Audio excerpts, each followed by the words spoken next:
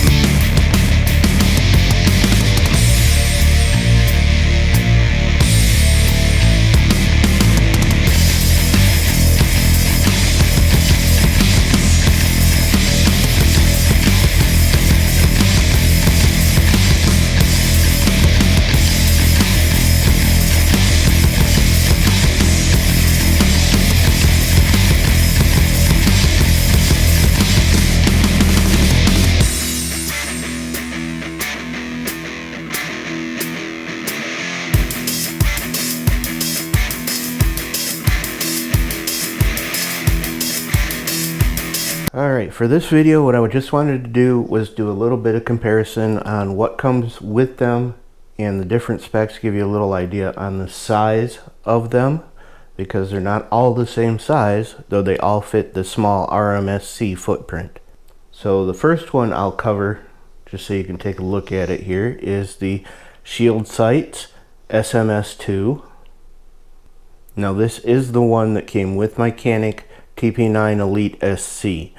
So these screws are also the screws that hold on the cover plate for it, and they do go quite deep into the Canik, but that's just the way the Canik is.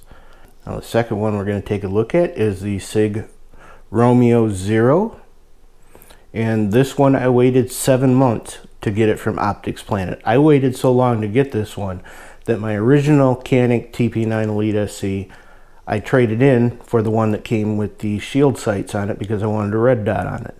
But I finally got this in, so we're going to take a look at this one as well. And lastly, we have the Swampfox Sentinel. Now this is a brand new release by Swampfox, so we're going to take a look at this one. This is a little different from the other two because this one has an aluminum housing, the other two are polymer. Now as far as the Shield Sight and what comes in the box, if you just bought the sight, I don't know because I bought it already installed on my Canik. But in there with the Canik is your destruction manual. You have a mini dial to make it easier to adjust your windage and elevation. Gives you instructions on there, and it's got the marking, since there's nothing on the shield, to tell you how many clicks you've gone. And what you do is this Allen wrench goes through, and then it gives you an idea of how you're turning it.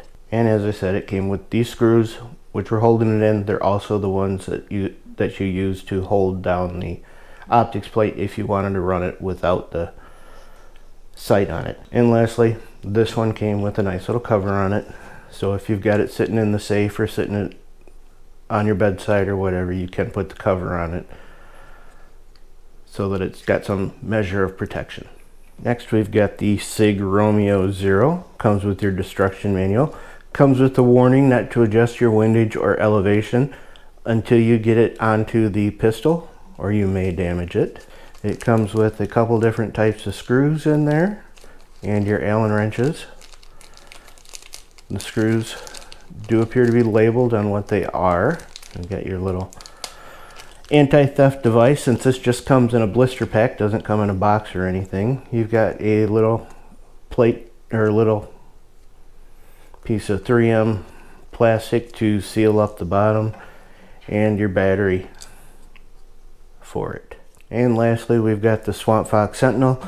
Comes in this box, and we kind of covered this earlier on another video. That's just your top tier foam. You've got your destruction manual in here. You've got a card to Swampfox support. You have a lens cleaning cloth in there. You have another little sealing plate for it, like the Sig RomeoZero had on it. You have 3 sets of screws in here. These are all labeled. And you also have your tool for adjusting your windage and elevation. And you have a nice tool for installing it on your pistol. And lastly, the Swampfox also comes with a cover to protect it if you have it in the safe or someplace out there where you want to keep dust and dirt off of it. So now that we've taken a look at what comes with each one of these, what are some of the differences? Well, the biggest difference is that the Swampfox is aluminum, the other two are polymer. Then of course we also have that the Shield and the Swampfox came with covers, the RomeoZero does not. The Swampfox and the Shield both come with some kind of lock to keep your battery in there. The RomeoZero, you set it in there, you have to hold it down and put it on your pistol like that, or put that little plastic cover on there, which would probably hold it. Otherwise, your battery just falls out. The Shield is a 4 MOA dot. The Swampfox and the Sig Sauer are both 3 MOA dots, though the Sig Sauer does come in a 6 MOA dot as well. The Swampfox and the RomeoZero both have a brightness adjustment. The Shield does not. So this is the same brightness. You can't change it whether you're in the dark, in the light, out in bright sunlight, in a pitch dark room. What you have is what you get with the Shield. With the Swampfox and the Sig Sauer, you can adjust the brightness. Now the Swampfox also comes with one that is an automatic adjustment. I chose to get the one with manual adjustment. Now all of these are the RMSC footprint, but as you can see, they're not all the same size. So let's take a look at the difference in width and length on these. I'll start out with the Swampfox here. As you can see, that one is 0.913 inches wide, and it is 1.6085 inches long. The RomeoZero is 0.934 inches wide. It is 1.6040 inches long. And the Shield is 0.998 inches wide and 1.6040 inches long. Now as far as height on the three of these, the Swampfox is 0.9725 inches tall. The RomeoZero is 0.925. And the Shield is 0.902. Now as you can see, the Shield does have the widest optic window. The RomeoZero, I would say, has the smallest overall, and the Sentinel is about the same width as the RomeoZero, but it is taller than any of them. Now as far as weight, we have the Shield here, which has the battery in it, and that is 0.4 ounces. The Sig RomeoZero, we'll put the battery in there, lower it down. That is 0.3 ounces. And battery fell out. Swampfox, full aluminum, is 0.8 ounces. So that is twice as heavy as the Shield and more than twice as heavy as the RomeoZero. But you knew that because this is all aluminum. Those two are both polymer. And of course, all of these are shake awake. So if you set these down at the end of the day, whether it's on your nightstand or it's in your EDC tray or you put them in the safe, it will shut down to conserve battery life. And then once you pick it back up, they will come back on. Now, as far as fitting, these are all the RMSC mounting. So as you can see, the Shield obviously came here on the Canik, so that fits in. It's got your locking lugs on both ends of it, so it slides right on there, locks in, put your screws in, tighten it down, go to work. The RomeoZero, same thing, it's got the same lugs. It's a little thinner than the Shield, doesn't take up that whole plate like the Shield did. Same thing, put your battery in there, try and hold it on as you're putting it on the gun, put your screws in, tighten it down, go to work.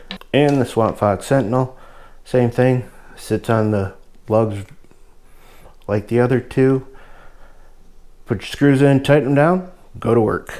And I did get the Shield Sights plate so I could possibly run one of these. This changes their RMR cut to an RMSC mount, so I can put this on and run any of these on this one with this plate if I wanted to. I'm going to try and get you some video of the dot. There we go. That is the Swampfox. We're set at about medium brightness on this one. This is the Shield. I haven't been able to really pick it up on camera, and to be honest with you, to me the Shield is the hardest to pick up. It's still not impossible, but it could probably stand to go up in brightness a level or two, but it can't. And lastly, we have the RomeoZero, and there you go. That one's picking up. I have no idea what brightness level this is. I can't adjust it because the button is right up there under the window, and you have to hold the battery. So there was our red dot showdown with the Shield SMS2, the Sig Sauer RomeoZero, and the Swampfox Sentinel. I am probably going to put the SMS2 back on the Canik. The RomeoZero, I'm not sure what I'm going to put that on just yet, because I have another red dot coming for that polymer 80 that is the RMR footprint. And I think I'm going to put the Swampfox Sentinel on that SAR 9X that you guys saw, and I'll end up carrying that because obviously we're all aluminum housing. It's going to be a little more rugged, it's going to be a little more durable for a carry gun. So I hope you guys enjoyed the red dot showdown. Like, share, and subscribe. We'll catch you on the next one.